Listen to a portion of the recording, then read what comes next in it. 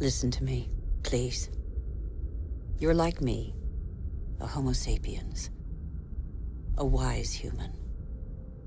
Life, a miracle in the universe, appeared around 4 billion years ago, and we humans, only 200,000 years ago. Yet we have succeeded in disrupting the balance that is so essential to life. Listen carefully to this extraordinary story, which is yours, and decide what you want to do with it.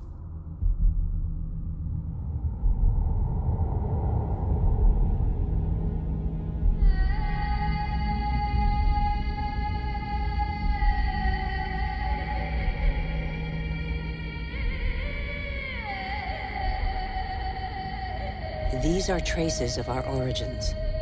At the beginning, our planet was no more than a chaos of fire. A cloud of agglutinated dust particles, similar to so many similar clusters in the universe. Yet this was where the miracle of life occurred.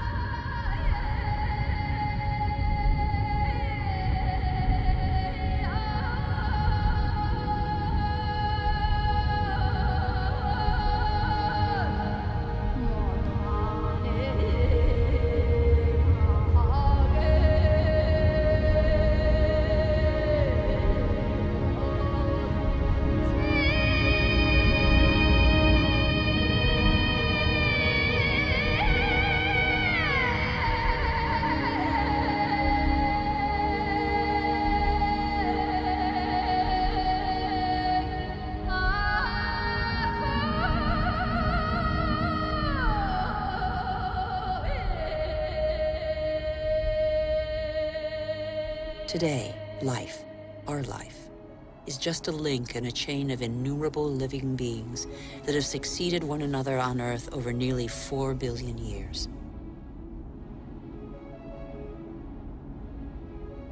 And even today, new volcanoes continue to sculpt our landscapes. They offer a glimpse of what our Earth was like at its birth. Molten rock surging from the depths, solidifying, cracking, blistering or spreading in a thin crust before falling dormant for a time.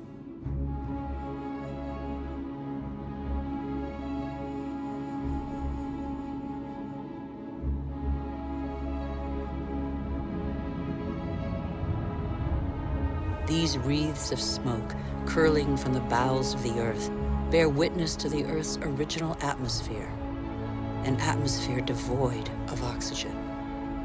A dense atmosphere, thick with water vapor, full of carbon dioxide. A furnace.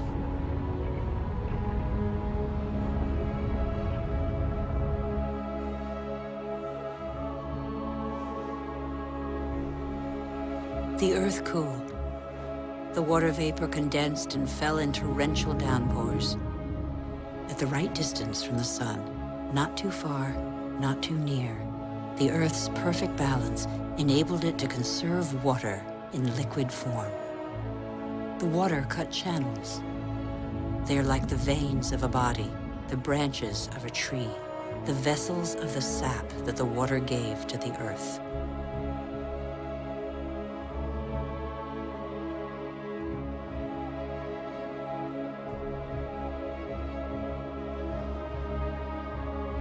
The rivers tore minerals from the rocks and gradually added them to the fresh water of the oceans.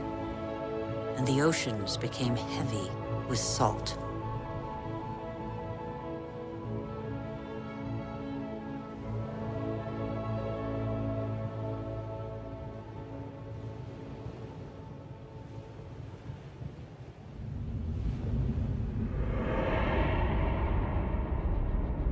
Where do we come from? Where did life first spark into being? A miracle of time, primitive life forms still exist in the globe's hot springs. They give them their colors. They're called archaeobacteria.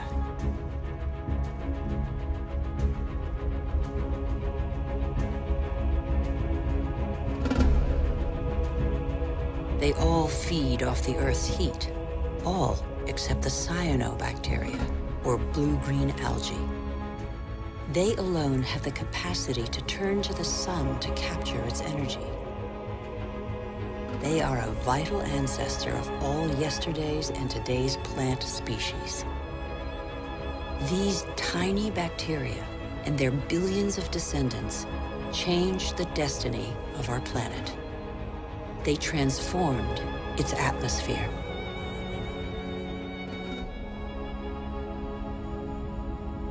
What happened to the carbon that poisoned the atmosphere? It's still here, imprisoned in the Earth's crust. Here, there once was a sea inhabited by microorganisms. They grew their shells by tapping into carbon from the atmosphere, dissolved in the ocean. These strata are the accumulated shells of those billions and billions of microorganisms.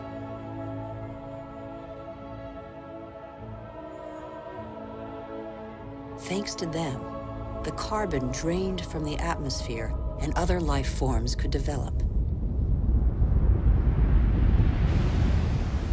It is life that altered the atmosphere. Plant life fed off the sun's energy, which enabled it to break apart the water molecule and take the oxygen. And oxygen filled the air. The Earth's water cycle is a process of constant renewal. Water falls, water vapor, clouds, rain, springs, rivers, seas, oceans, glaciers. The cycle is never broken.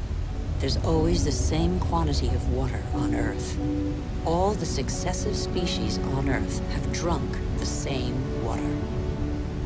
The astonishing matter that is water, one of the most unstable of all. It takes a liquid form as running water, gaseous as vapor, or solid as ice.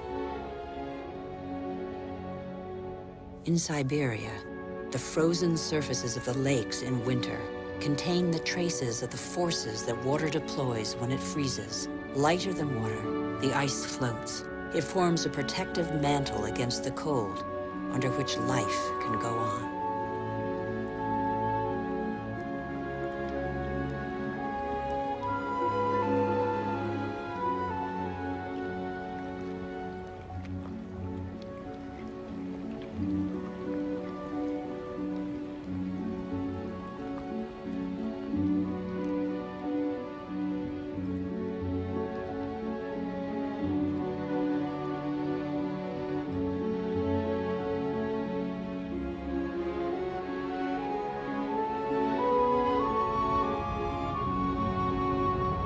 The engine of life is linkage. Everything is linked. Nothing is self-sufficient. Water and air are inseparable, united in life and for our life on Earth. Sharing is everything.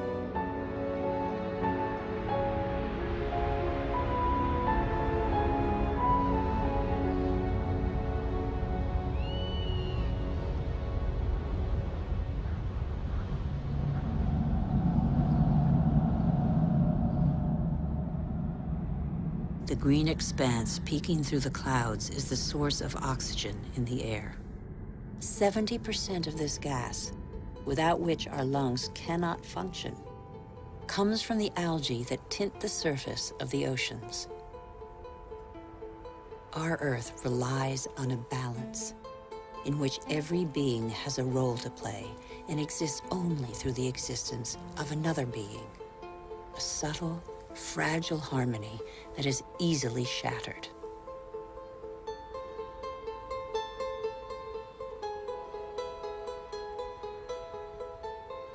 Thus, corals are born from the marriage of algae and shells.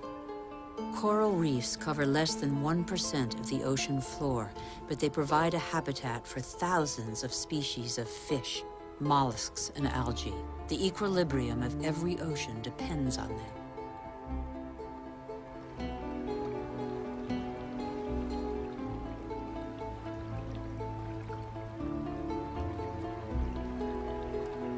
The Earth counts time in billions of years.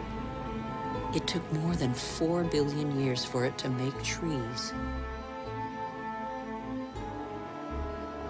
In the chain of species, trees are a pinnacle, a perfect living sculpture. Trees defy gravity. They are the only natural element in perpetual movement toward the sky. They grow unhurriedly toward the sun that nourishes their foliage.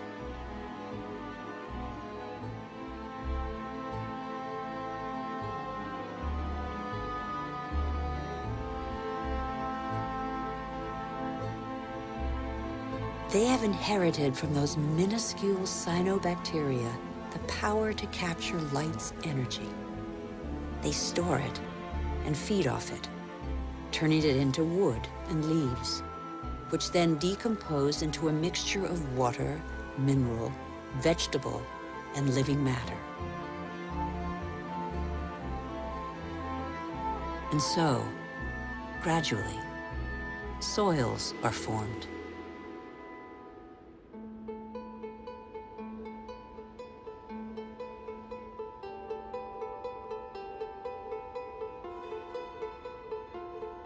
Soils teem with the incessant activity of microorganisms feeding, digging, aerating, and transforming. They make the humus, the fertile layer to which all life on land is linked.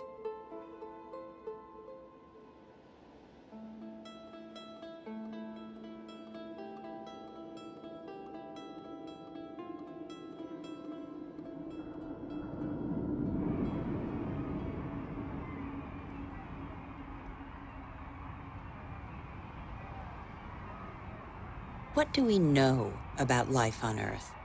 How many species are we aware of? 1/10 of them? 100th, perhaps? What do we know about the bonds that link them?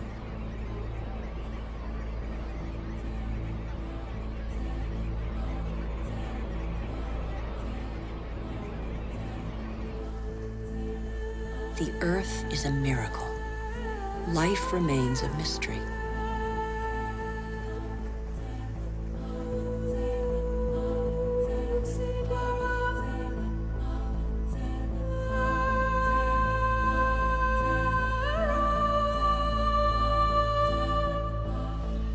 Families of animals form, united by customs and rituals that are handed down through the generations.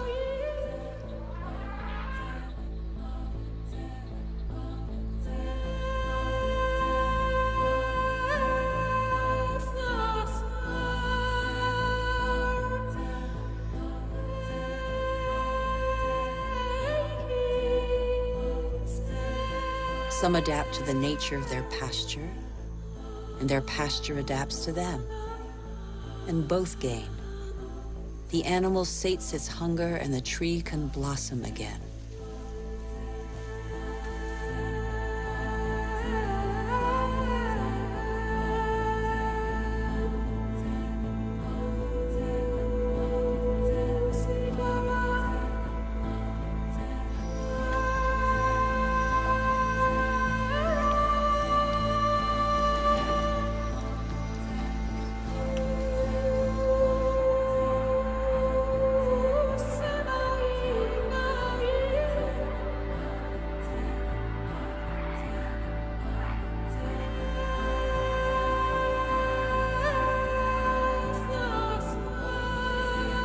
In the great adventure of life on Earth, every species has a role to play. Every species has its place.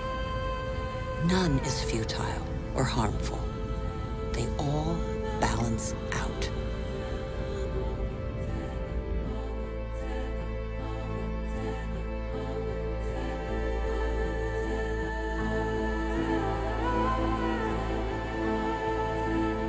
And that's where you, Homo sapiens, wise human, enter the story.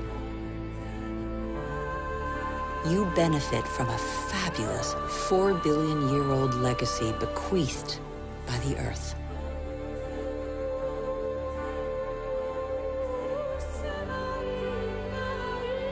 You're only 200,000 years old, but you have changed the face of the world.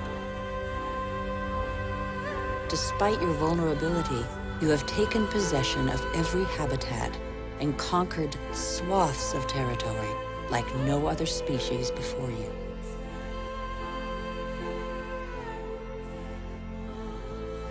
After 180,000 nomadic years, and thanks to a more clement climate, humans settled down. They no longer depended on hunting for survival. They chose to live in wet environments that abounded in fish, game, and wild plants, there where land, water, and life combine.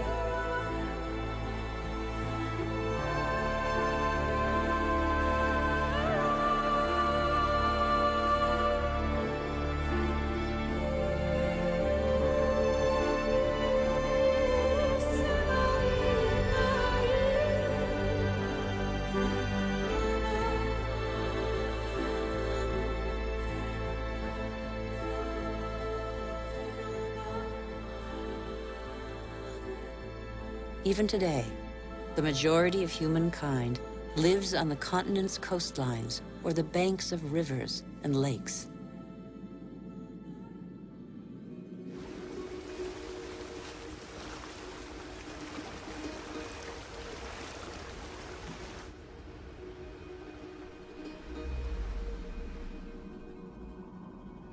Across the planet, 1 person in 4 lives as humankind did 6,000 years ago.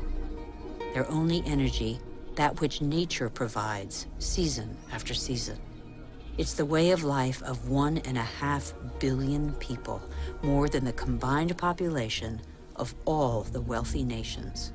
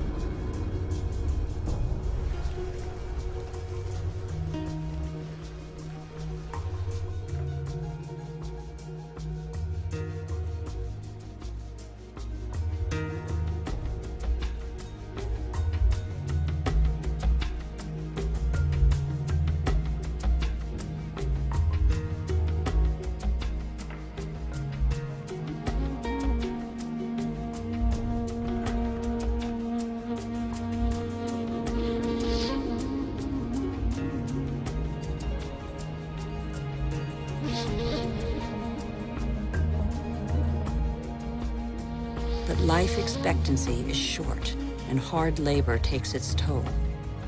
The uncertainties of nature weigh on daily life. Education is a rare privilege. Children are a family's only asset, as long as every extra pair of hands is a necessary contribution to its subsistence.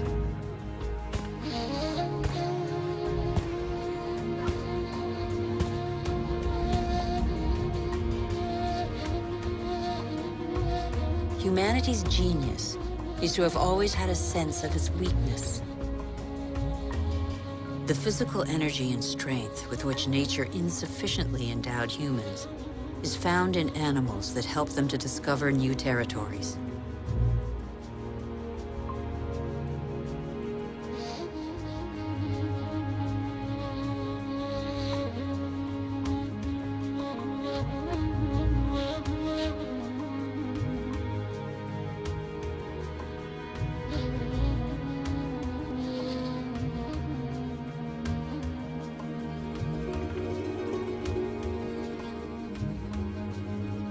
But how can you conquer the world on an empty stomach?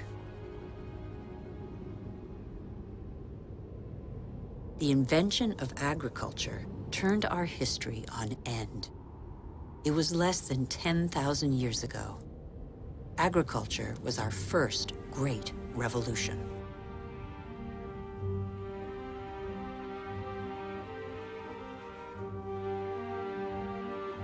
It resulted in the first surpluses and gave birth to cities and civilizations.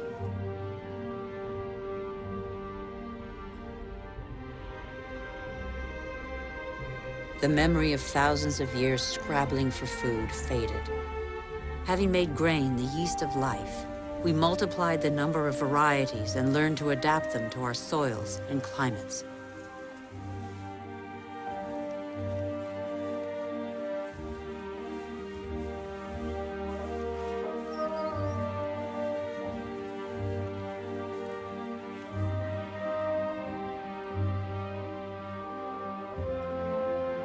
We're like every species on Earth. Our principal daily concern is to feed ourselves. When the soil is less than generous and the water becomes scarce, we are able to deploy prodigious efforts to extract from the land enough to live on.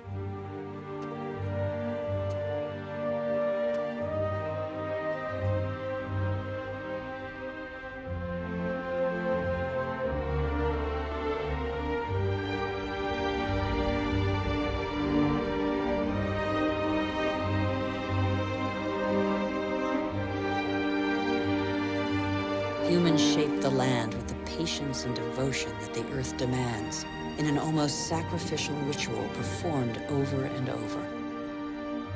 Agriculture is still the world's most widespread occupation. Half of humankind tills the soil, over 3/4 of them by hand.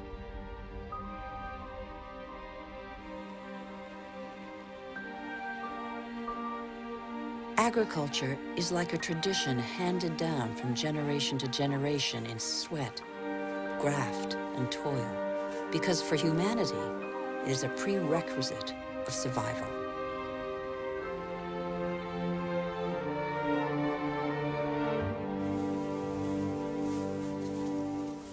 But after relying on muscle power for so long, humankind found a way to tap into the energy buried deep in the earth.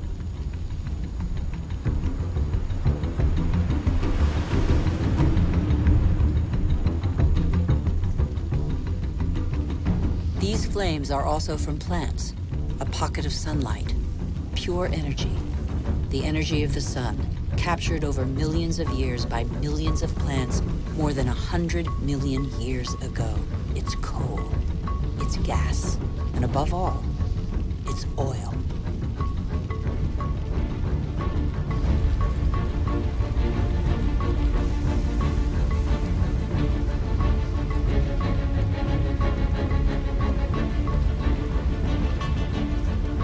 This pocket of sunlight freed humans from their toil on the land.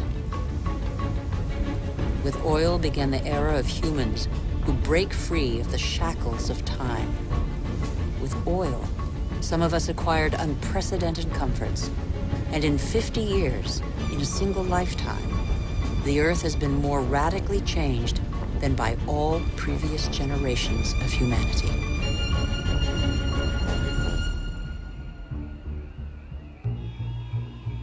Faster and faster. In the last 60 years, the Earth's population has almost tripled, and over 2 billion people have moved to the cities. Faster and faster. Shenzhen in China, with its hundreds of skyscrapers and millions of inhabitants, was just a small fishing village barely 40 years ago. Faster and faster. In Shanghai, 3,000 towers and skyscrapers have been built in 20 years. Hundreds more are under construction.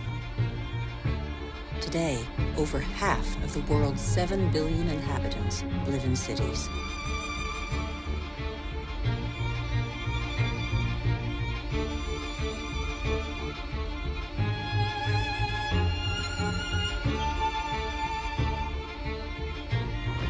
New York, the world's first megalopolis, is the symbol of the exploitation of the energy the Earth supplies to human genius. The manpower of millions of immigrants, the energy of coal, the unbridled power of oil.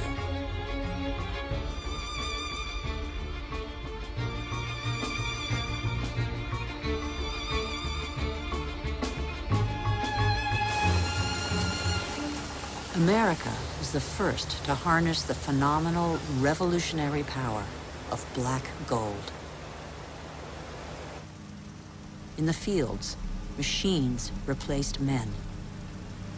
a liter of oil generates as much energy as 100 pairs of hands in 24 hours.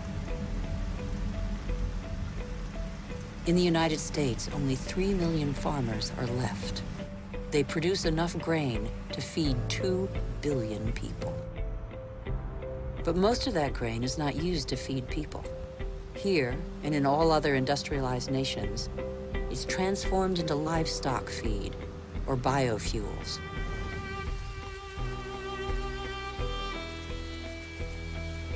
The pocket of sunshine's energy chased away the specter of drought that stalked farmland.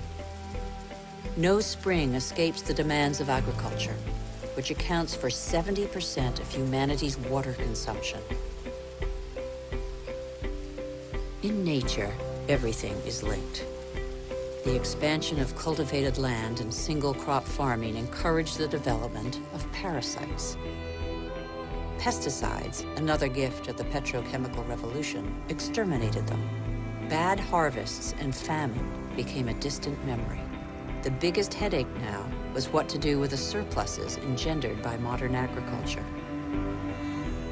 But toxic pesticides seeped into the air, soil, plants, animals, rivers, and oceans. They penetrated the heart of cells similar to the mother cell that is shared by all forms of life. Are they harmful to the humans that they released from hunger?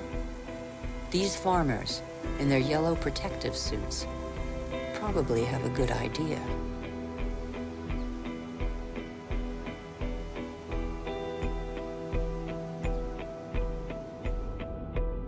Then came fertilizers, another petrochemical discovery. They produced unprecedented results on plots of land thus far ignored.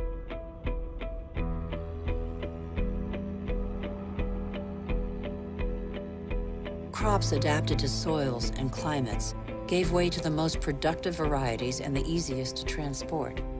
And so, in the last century, 3/4 of the varieties developed by farmers over thousands of years have been wiped out.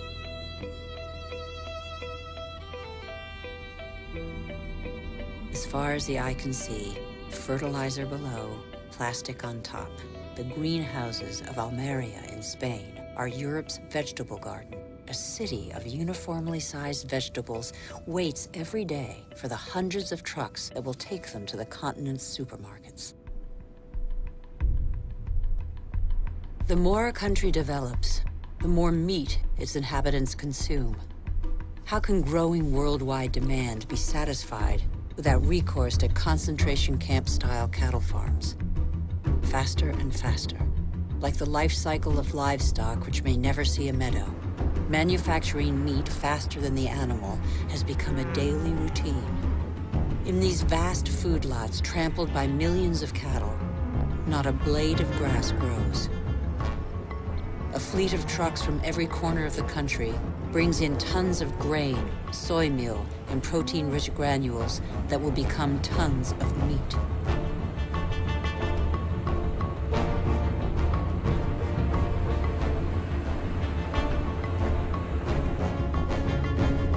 The result is that it takes 100 liters of water to produce 1 kilogram of potatoes, 4,000 liters for 1 kilo of rice, and 13,000 liters for 1 kilo of beef, not to mention the oil guzzled in the production process and transport.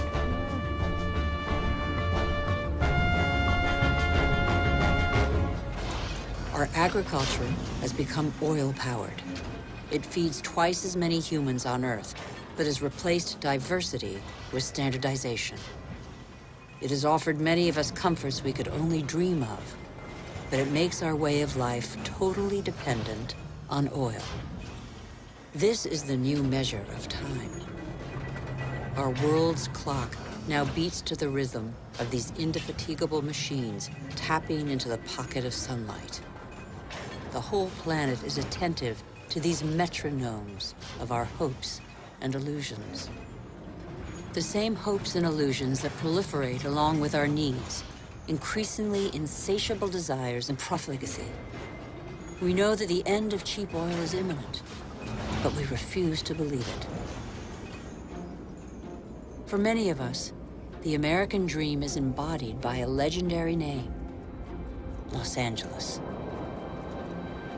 In this city that stretches over 100 kilometers, the number of cars is almost equal to the number of inhabitants. Here, energy puts on a fantastic show every night.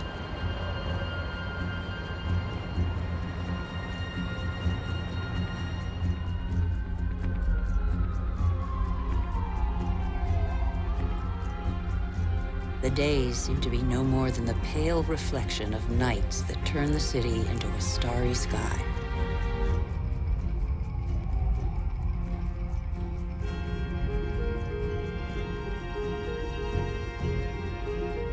Faster and faster. Distances are no longer counted in miles, but in minutes. The automobile shapes new suburbs where every home is a castle, a safe distance from the asphyxiated city centers, and where neat rows of houses huddle around dead-end streets. The model of a lucky few countries has become a universal dream preached by televisions all over the world.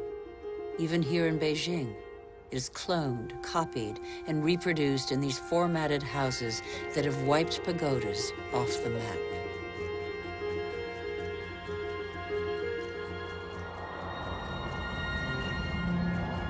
The automobile has become the symbol of comfort and progress.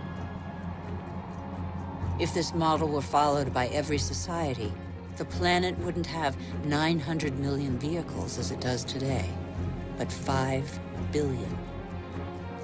Faster and faster. The more the world develops, the greater its thirst for energy. Everywhere, machines dig, bore, and rip from the earth the pieces of stars buried in its depths since its creation. Minerals.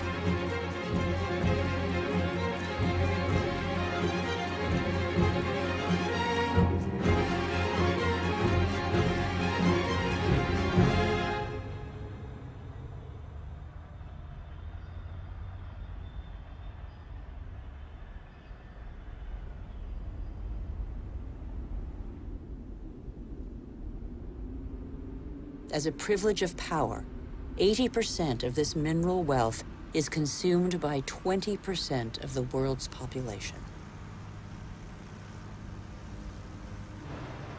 Before the end of this century, excessive mining will have exhausted nearly all the planet's reserves.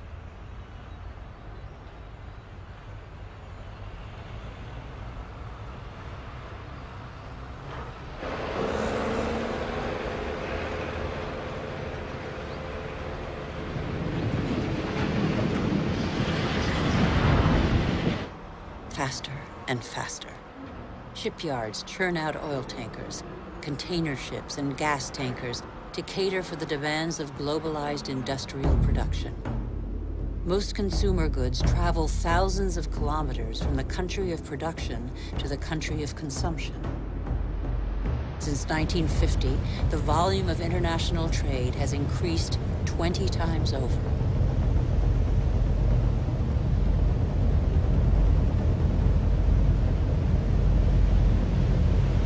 90% of trade goes by sea. 500 million containers are transported every year, headed for the world's major hubs of consumption, such as Dubai. Dubai is a sort of culmination of the Western model, a country where the impossible becomes possible, building artificial islands in the sea, for example. Dubai has few natural resources. But with the money from oil, it can bring millions of tons of material and workers from all over the planet. Dubai has no farmland, but it can import food. Dubai has no water, but it can afford to expend immense amounts of energy to desalinate seawater and build the highest skyscrapers in the world. Dubai has endless sun, but no solar panels. It is the totem to total modernity that never fails to amaze the world.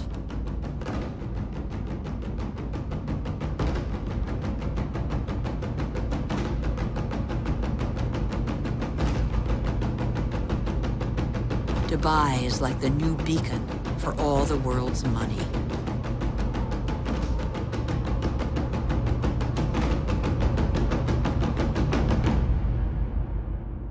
Nothing seems further removed from nature than Dubai, although nothing depends on nature more than Dubai. Dubai is a sort of culmination of the Western model. We haven't understood that we're depleting what nature provides.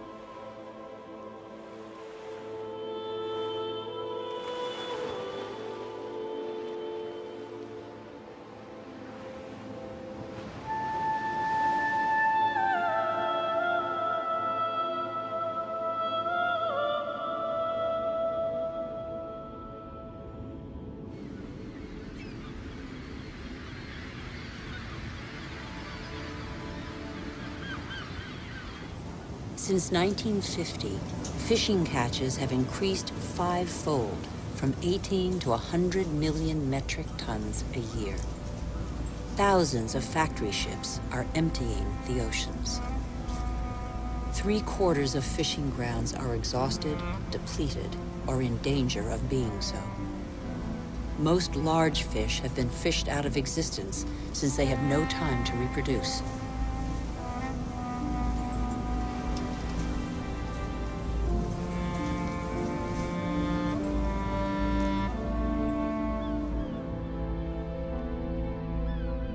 We are destroying the cycle of a life that was given to us.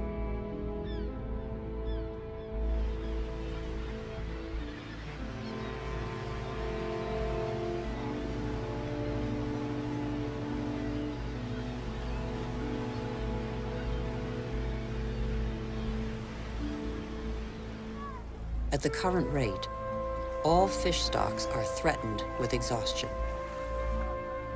Fish is the staple diet of 1 in 5 humans.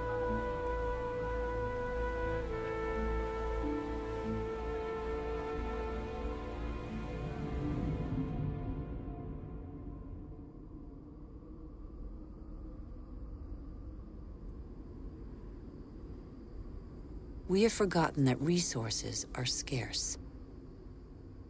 500 million humans live in the world's desert lands, more than the combined population of Europe.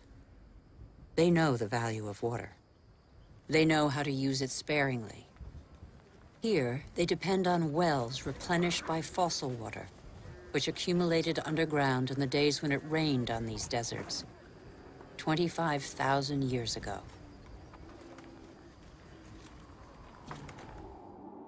Fossil water also enables crops to be grown in the desert to provide food for local populations.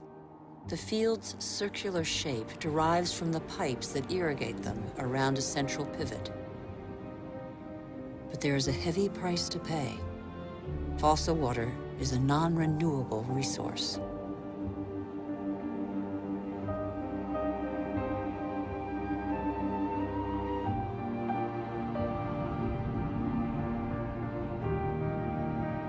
In Saudi Arabia, the dream of industrial farming in the desert has faded. As if on a parchment map, the light spots on this patchwork show abandoned plots. The irrigation equipment is still there, the energy to pump water also. But the fossil water reserves are severely depleted.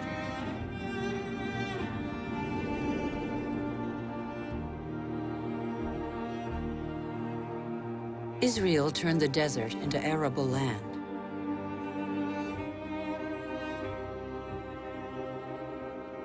Even though these hothouses are now irrigated drop by drop, water consumption continues to increase along with exports.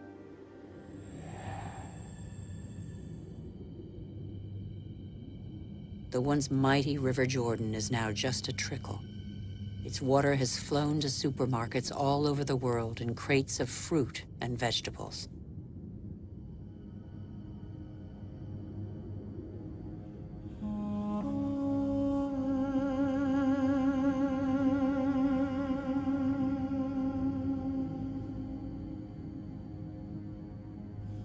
The Jordan's fate is not unique. Across the planet, one major river in 10 no longer flows into the sea for several months of the year.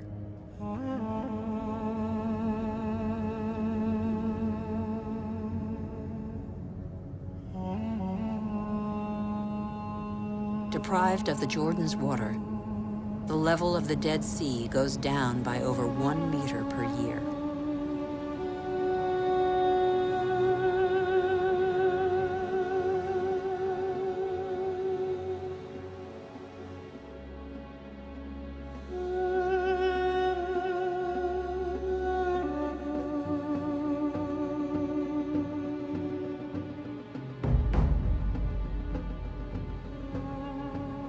India risks being the country that suffers most from the lack of water in the coming century. Massive irrigation has fed the growing population, and in the last 50 years, 21 million wells have been dug. In many parts of the country, the drill has to sink ever deeper to hit water. In western India, 30% of wells have been abandoned. The underground aquifers are drying out. Vast reservoirs will catch the monsoon rains to replenish the aquifers. In dry season, women from local villages dig them with their bare hands.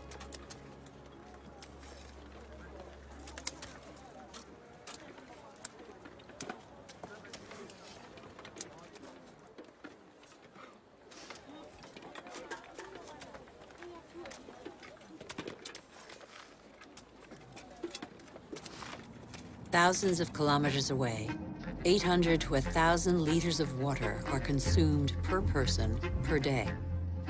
Las Vegas was built out of the desert. Millions of people live there. Thousands more arrive every month. The inhabitants of Las Vegas are among the biggest consumers of water in the world.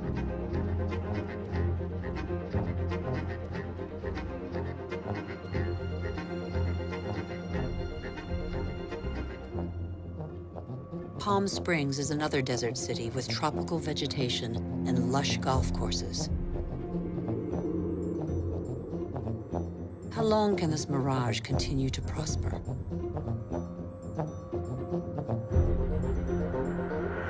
The Earth cannot keep up. The Colorado River, which brings water to these cities, is one of those rivers that no longer reaches the sea. Water levels in the catchment lakes along its course are plummeting.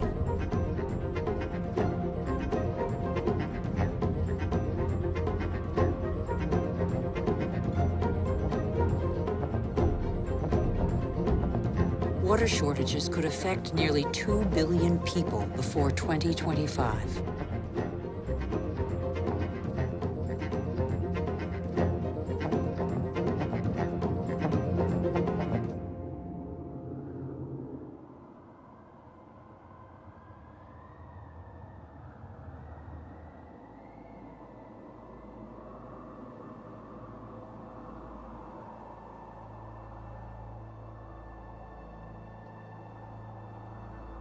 The wetlands represent 6% of the surface of the planet. Under their calm water lies a veritable factory where plants and microorganisms patiently filter the water and digest all the pollution. These marshes are indispensable environments for the regeneration and purification of water. They are sponges that regulate the flow of water. They absorb it in the wet season and release it in the dry season.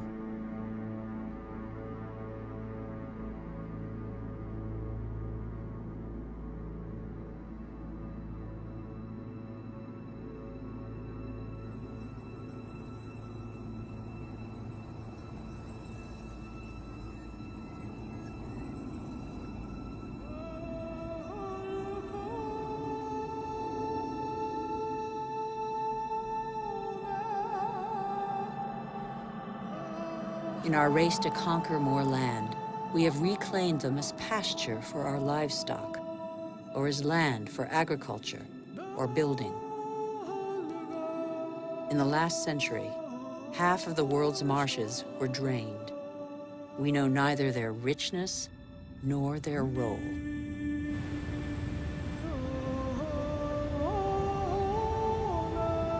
All living matter is linked. Water, air, soil, trees. The world's magic is right in front of our eyes.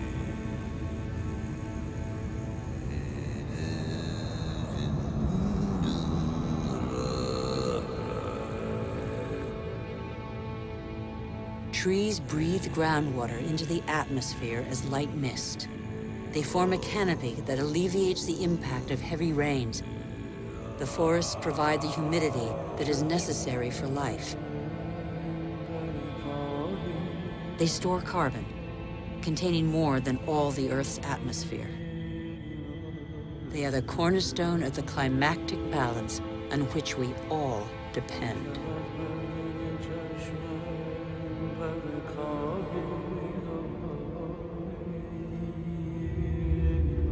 The trees of the primary forests provide a habitat for 3/4 of the planet's biodiversity. That's to say, of all life on Earth.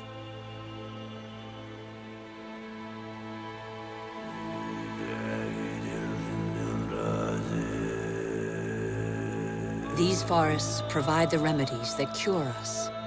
The substances secreted by these plants can be recognized by our bodies. Our cells talk the same language. We are of the same family.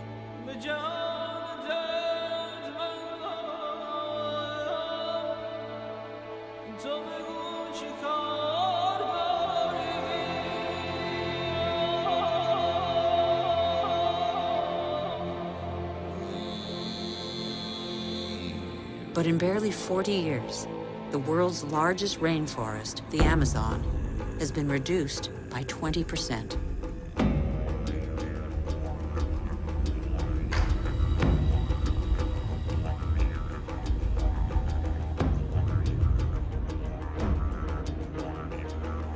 The forest gives way to cattle ranches or soybean farms. 95% of these soybeans are used to feed livestock and poultry in Europe and Asia. And so, a forest is turned into meat.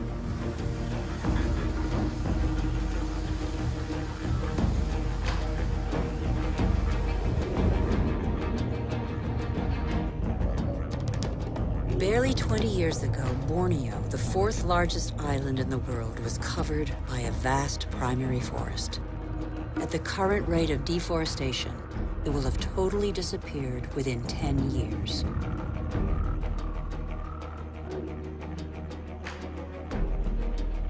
Living matter bonds water, air, earth, and the sun.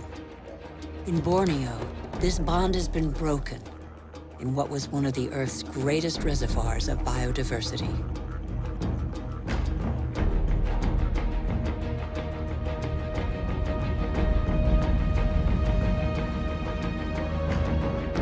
This catastrophe was provoked by the decision to produce palm oil, one of the most productive and consumed oils in the world, on Borneo. Palm oil not only caters to our growing demand for food, but also cosmetics, detergents, and increasingly, alternative fuels.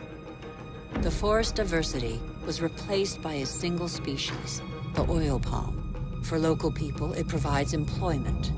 It is an agricultural industry.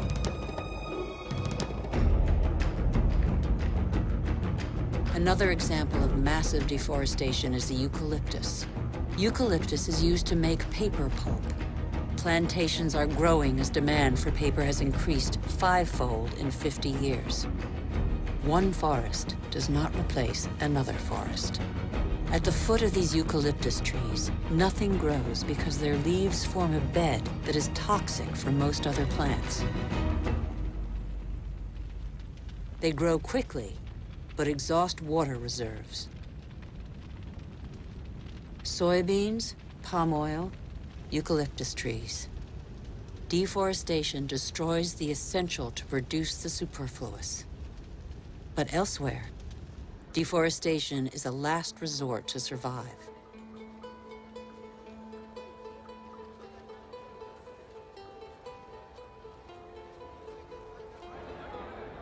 Over 2 billion people, almost a third of the world's population, still depend on charcoal. In Haiti, one of the world's poorest countries, charcoal is one of the population's main consumables. Once the pearl of the Caribbean, Haiti can no longer feed its population without foreign aid.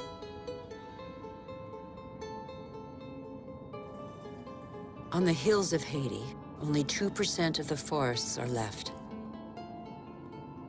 Stripped bare, nothing holds the soils back. The rainwater washes them down the hillsides as far as the sea. What's left is increasingly unsuitable for agriculture.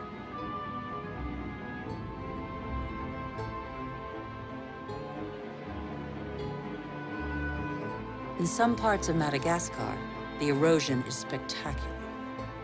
Whole hillsides bear deep gashes hundreds of meters wide. Thin and fragile, soil is made by living matter.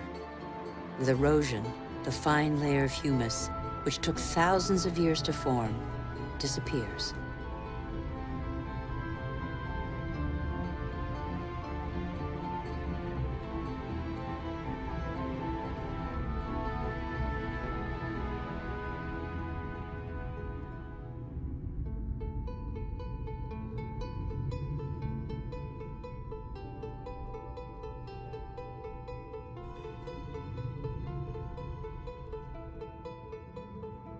Here's one theory of the story of the Rapa Nui, the inhabitants of Easter Island, that could perhaps give us pause for thought. Living on the most isolated island in the world, the Rapa Nui exploited their resources until there was nothing left. Their civilization did not survive. On these lands stood the highest palm trees in the world. They have disappeared. The Rapa Nui chopped them all down for lumber. They then had to face widespread soil erosion. The Rapa Nui could no longer go fishing. There were no trees to build canoes.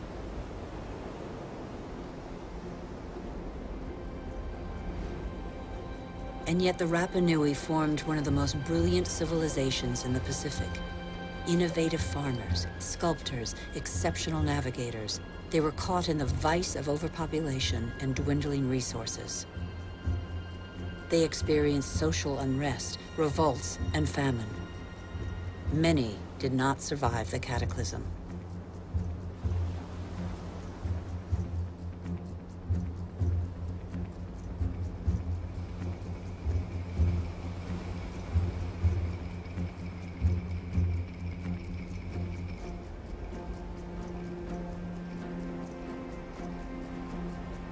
The real mystery of Easter Island is not how its strange statues got there. We know now. It's why the Rapa Nui didn't react in time.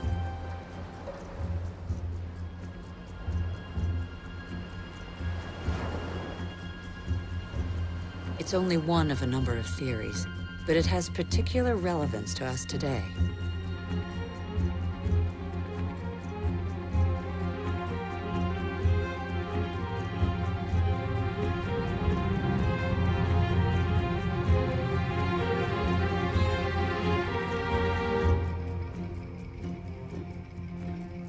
Since 1950, the world's population has almost tripled. And since 1950, we have more fundamentally altered our island, the Earth, than in all of our 200,000-year history. Nigeria is the biggest oil exporter in Africa, and yet 70% of the population lives under the poverty line. The wealth is there, but the country's inhabitants don't have access to it. The same is true all over the globe. Half the world's poor live in resource-rich countries.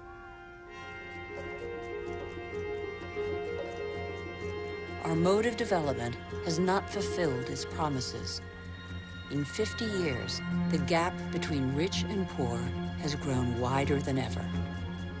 Today, half the world's wealth is in the hands of the richest 2% of the population.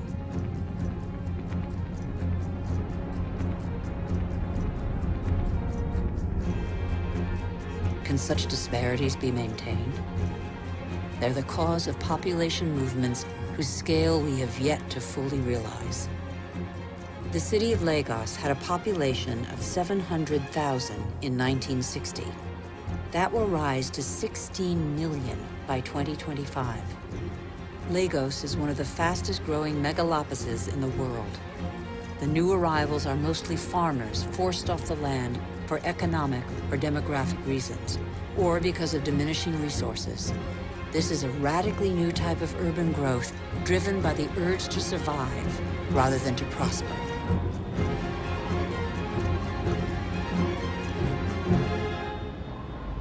Every week, over 1 million people swell the populations of the world's cities.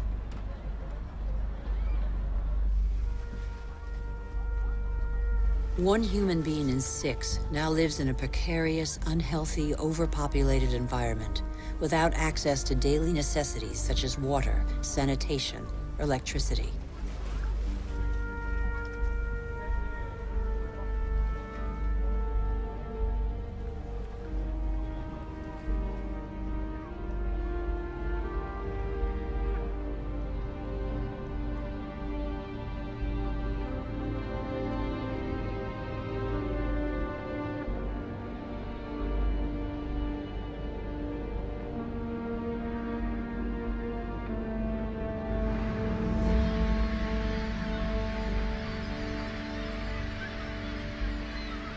Hunger is spreading once more. It affects nearly 1 billion people.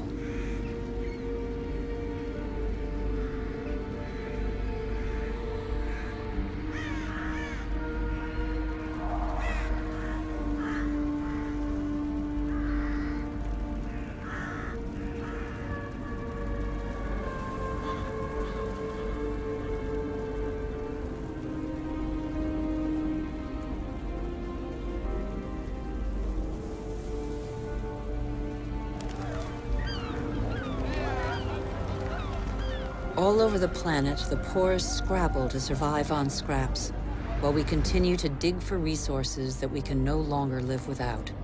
We look farther and farther afield, in previously unspoilt territory, and in regions that are increasingly difficult to exploit.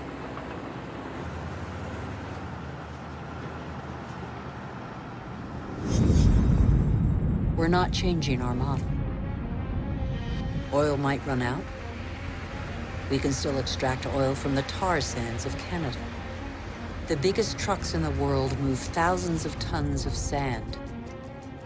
The process of heating and separating bitumen from the sand requires millions of cubic meters of water. Colossal amounts of energy are needed. The pollution is catastrophic. The most urgent priority, apparently, is to pick every pocket of sunlight.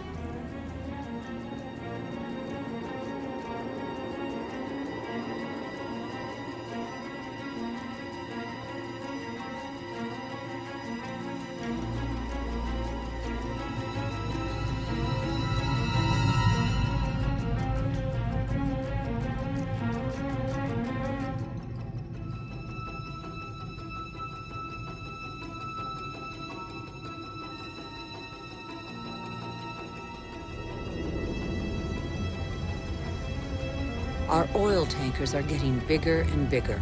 Our energy requirements are constantly increasing. We try to power growth like a bottomless oven that demands more and more fuel.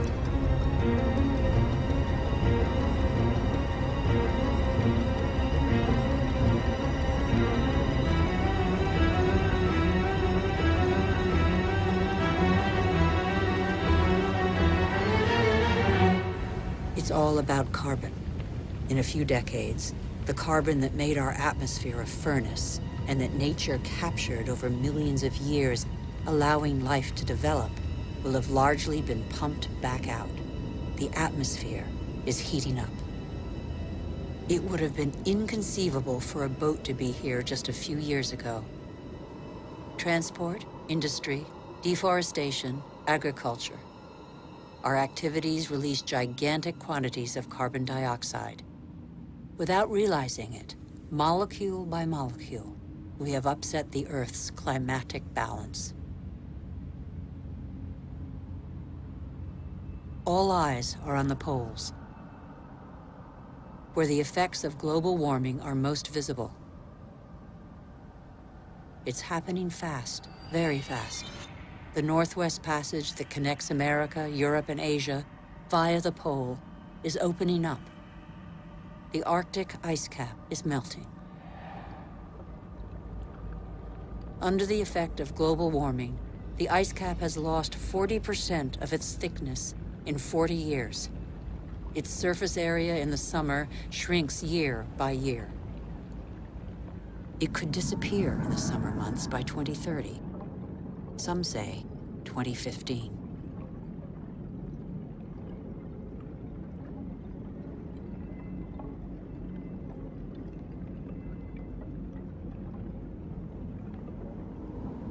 The sunbeams that the ice sheet previously reflected back now penetrate the dark water, heating it up. The warming process gathers pace.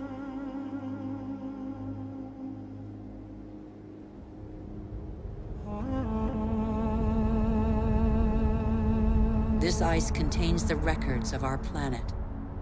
The concentration of carbon dioxide hasn't been so high for several 100,000 years. Humanity has never lived in an atmosphere like this.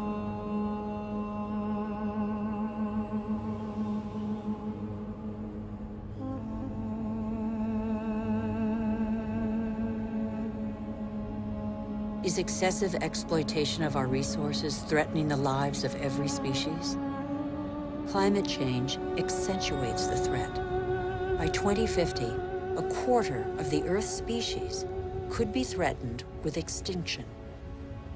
In these polar regions, the balance of nature has already been disrupted.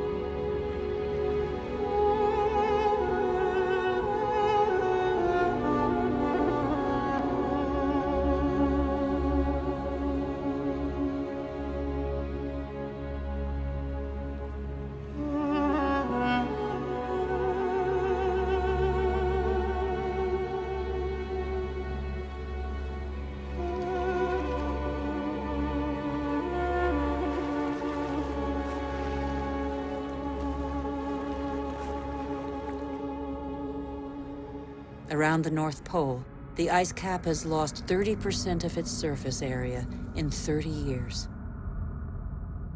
But as Greenland rapidly becomes warmer, the fresh water of a whole continent flows into the salt water of the oceans.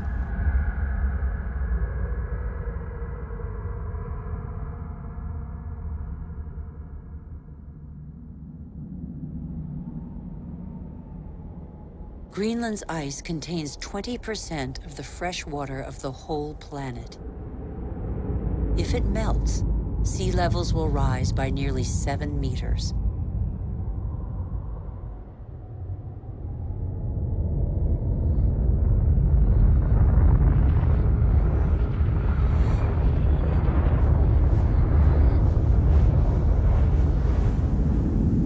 But there is no industry here. Greenland's ice sheet suffers from greenhouse gases emitted elsewhere on Earth. Our ecosystem doesn't have borders. Wherever we are, our actions have repercussions on the whole Earth. The atmosphere of our planet is an indivisible whole. It is an asset we share. On Greenland's surface, lakes are appearing on the landscape. The ice cap has begun to melt at a speed that even the most pessimistic scientists did not envision 10 years ago.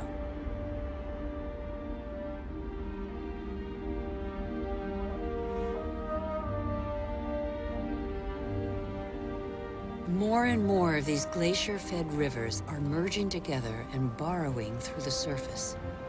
It was thought the water would freeze in the depths of the ice. On the contrary, it flows under the ice, carrying the ice sheet into the sea, where it breaks into icebergs.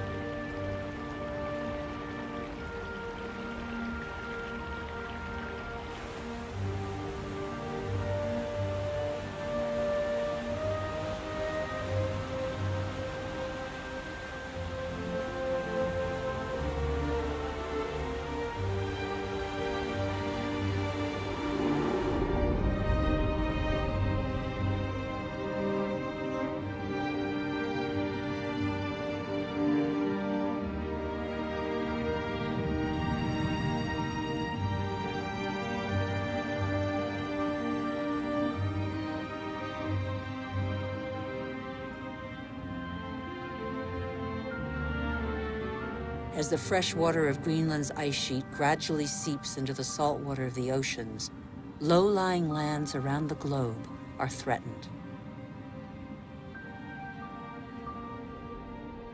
Sea levels are rising. Water expanding as it gets warmer caused, in the 20th century alone, a rise of 20 centimeters. Everything becomes unstable. Coral reefs, for example, are extremely sensitive to the slightest change in water temperature. 30% have disappeared. They are an essential link in the chain of species.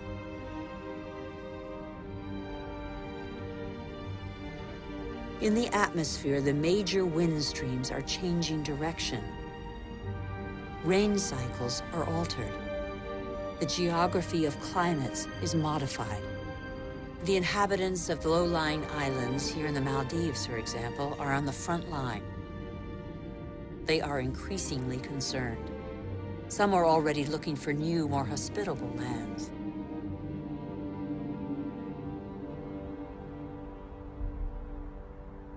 If sea levels continue to rise faster and faster, what will major cities like Tokyo, the world's most populous city, do? Every year, scientists' predictions become more and more alarming. 70% of the world's population lives on coastal plains. 11 of the 15 biggest cities stand on a coastline or river estuary. As the seas rise, salt will invade the water table, depriving inhabitants of drinking water. Migratory phenomena are inevitable. The only uncertainty concerns their scale.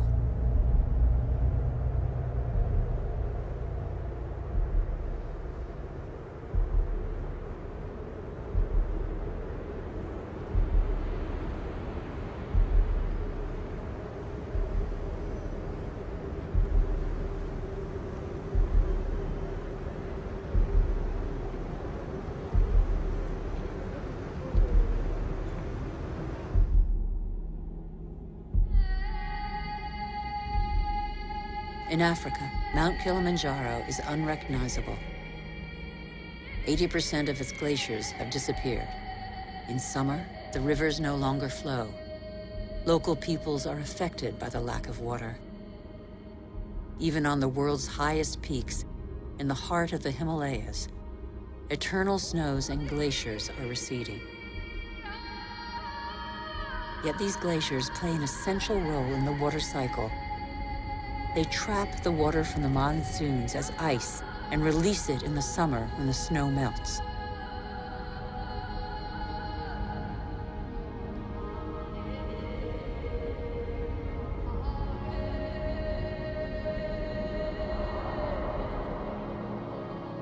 The glaciers of the Himalayas are the source of all the great Asian rivers, the Indus, Ganges, Mekong, Yangtze-Kiang. 2 billion people depend on them for drinking water and to irrigate their crops, as in Bangladesh. On the delta of the Ganges and Brahmaputra, Bangladesh is directly affected by the phenomena occurring in the Himalayas and at sea level. This is one of the most populous and poorest countries in the world. It is already hit by global warming. The combined impact of increasingly dramatic floods and hurricanes could make 1/3 of its landmass disappear. When populations are subjected to these devastating phenomena, they eventually move away.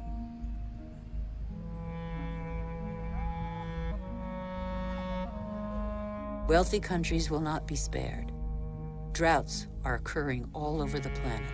In Australia, half of farmland is already affected.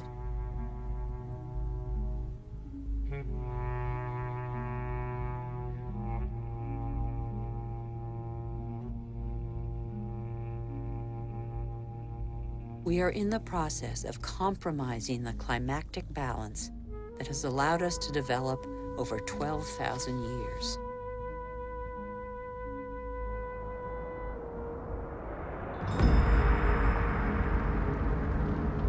More and more wildfires encroach on major cities.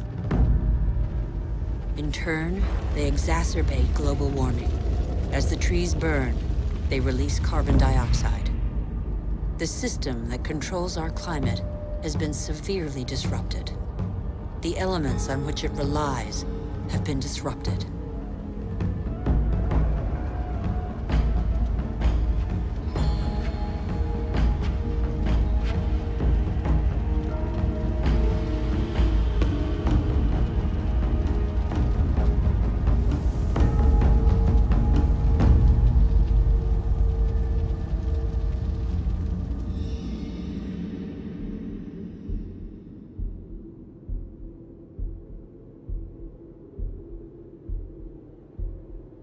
The clock of climate change is ticking in these magnificent landscapes. Here in Siberia and elsewhere across the globe, it is so cold that the ground is constantly frozen. It's known as permafrost. Under its surface lies a climactic time bomb: methane, a greenhouse gas 20 times more powerful than carbon dioxide.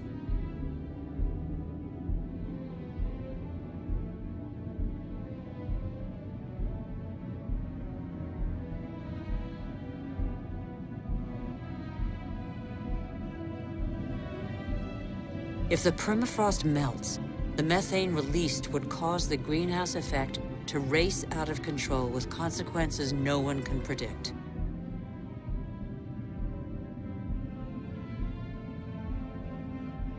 We would literally be in unknown territory.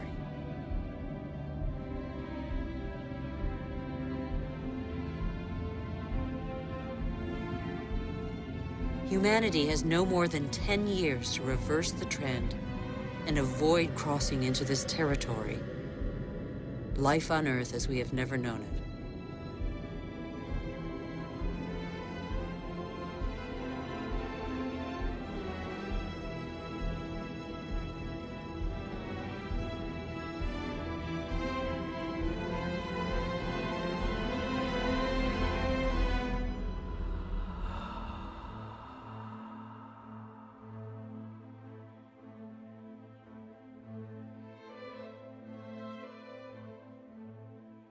We have created phenomena we cannot control. Since our origins, water, air, and forms of life are intimately linked.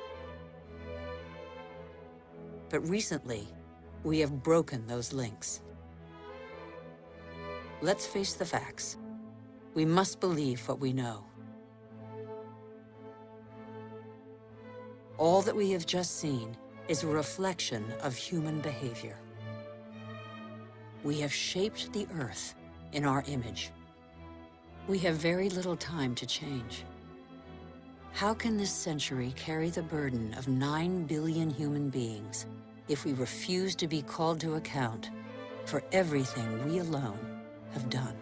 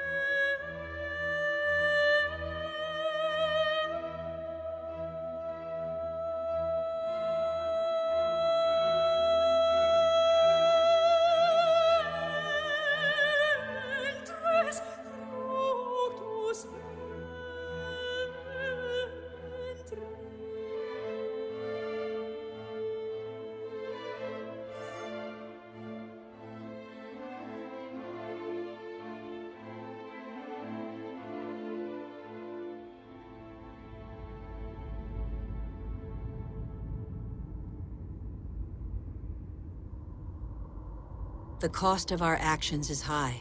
Others pay the price without having been actively involved. I have seen refugee camps as big as cities, sprawling in the desert. How many men, women, and children will be left by the wayside tomorrow?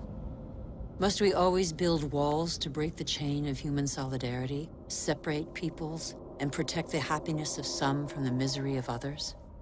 It's too late to be a pessimist. I know that a single human can knock down every wall. It's too late to be a pessimist. Worldwide, 4 children out of 5 attend school. Never has learning been given to so many human beings. Everyone, from richest to poorest, can make a contribution. Lesotho, one of the world's poorest countries, is proportionally the one that invests most in its people's education. Qatar, one of the world's richest states, has opened its doors to the best universities. Culture, education, research, and innovation are inexhaustible resources. In the face of misery and suffering, millions of NGOs prove that solidarity between peoples is stronger than the selfishness of nations. In Bangladesh, a man thought the unthinkable and founded a bank that lends only to the poor. In 30 years, it has changed the lives of 150 million people. Antarctica is a continent with immense natural resources that no country can claim for itself, a natural reserve devoted to peace and science. A treaty signed by 49 states has made it a treasure shared by all humanity. It's too late to be a pessimist. Governments have acted to protect nearly 2% of the world's territorial waters. It's not much, but it's 2 times more than 10 years ago. The first natural parks were created just over a century ago. They cover over 13% of the continents. They create spaces where human activity is in step with the preservation of species, soils, and landscapes. This harmony between humans and nature can become the rule, no longer the exception. In the United States, New York has realized that nature does for us. These forests and lakes supply all the drinking water the city needs. In South Korea, the forests have been devastated by war. Thanks to a national reforestation program, they once more cover 65% of the country. More than 75% of paper is recycled. Costa Rica has made a choice between military spending and the conservation of its lands. The country no longer has an army. It prefers to devote its resources to education, ecotourism, and the protection of its primary forest. Gabon is one of the world's leading producers of wood. It enforces selective logging, not more than 1 tree every hectare. Its forests are one of the country's most important economic resources, but they have the time to regenerate. Programs exist that guarantee sustainable forest management. They must become mandatory. For consumers and producers, justice is an opportunity to be seized.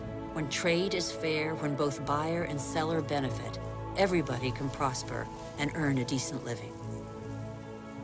How can there be justice and equity between people whose only tools are their hands and those who harvest their crops with a machine and state subsidies? Let's be responsible consumers. Think about what we buy. It's too late to be a pessimist. I've seen agriculture on a human scale. It can feed the whole planet if meat production doesn't take the food out of people's mouths. I have seen fishermen who take care of what they catch and care for the riches of the ocean. I have seen houses producing their own energy. 5,000 people live in the world's first ever eco-friendly district in Freiburg, Germany. Other cities partner the project. Mumbai is the 1,000th to join them. The governments of New Zealand, Iceland, Austria, Sweden, and other nations have made the development of renewable energy sources a top priority. I know that 80% of the energy we consume comes from fossil energy sources. Every week, 2 new coal-fired generating plants are built in China alone. But I have also seen in Denmark a prototype of a coal-fired plant that releases its carbon into the soil rather than the air. A solution for the future? Nobody knows yet. I have seen in Iceland an electricity plant powered by the Earth's heat, geothermal power. I have seen a sea snake lying on the swell to absorb the energy of the waves and produce electricity. I have seen wind farms off the coast of Denmark that produce 20% of the country's electricity. The USA, China, India, Germany, and Spain are the biggest investors in renewable energy. They have already created over 2.5 million jobs. Where on earth doesn't the wind blow? I have seen desert expanses baking in the sun. Everything on Earth is linked, and the Earth is linked to the sun, its original energy source. Can humans not imitate plants and capture its energy? In 1 hour, the sun gives the Earth the same amount of energy as that consumed by all humanity in 1 year. As long as the Earth exists, the sun's energy will be inexhaustible. All we have to do is stop drilling the Earth and start looking to the sky. All we have to do is learn to cultivate the sun. All these experiments are only examples, but they testify to a new awareness. They lay down markers for a new human adventure based on moderation, intelligence, and sharing.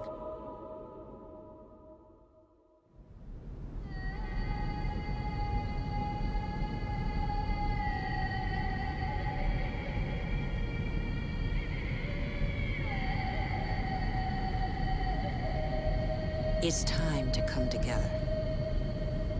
What's important is not what's gone, but what remains. We still have half the world's forests, thousands of rivers, lakes, and glaciers, and thousands of thriving species. We know that the solutions are there today. We all have the power to change. So what are we waiting for?